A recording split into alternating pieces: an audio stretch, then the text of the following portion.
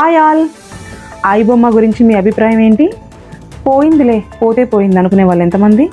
అయ్యో పోయింది అనుకునే వాళ్ళు ఎంతమంది? కోట్లాది మంది సబ్స్క్రైబర్స్ని తన గుపేట్లో పెట్టుకుని 3,000 కోట్ల నష్టాన్ని సినీ పరిశ్రమకి కలిగించిన ఇమ్మడి రవి అలియాస్ ఐబొమ్మ అడ్మిన్ కథ క్లోజ్ అయింది.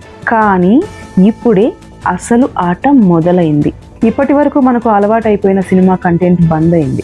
దీనికున్న ఒక నెగిటివ్ ఏంటంటే భారం పడేది ప్రేక్షకుల మీదే. ఐబొమ్మ వల్ల కోల్పోయిన మార్కెట్ని తిరిగి తీసుకోవడానికి ఓటీటీ ప్లాట్ఫామ్స్ అన్నీ రెడీగా ఉన్నాయి.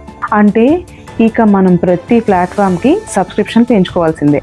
రేట్లు పెరిగినా ఆశ్చర్యపోవక్కర్లేదు. ఒకప్పుడు ఆ మూవీని ఐబొమ్మలో చూసేద్దాంలే అనుకున్న ప్రతి ఒక్కరూ ఇప్పుడు ప్రతి మూవీని లీగల్గా కొనుక్కొని చూడాల్సిందే. ట్యూబీకి చిల్లు పడడం గ్యారంటీ. ఏదేమైనా ఇది ఓటీటీ మార్కెట్లో పెను మార్పు. ఓకే, మరి ఐబొమ్మ గురించి మీ అభిప్రాయాన్ని కామెంట్స్లో చెప్పండి.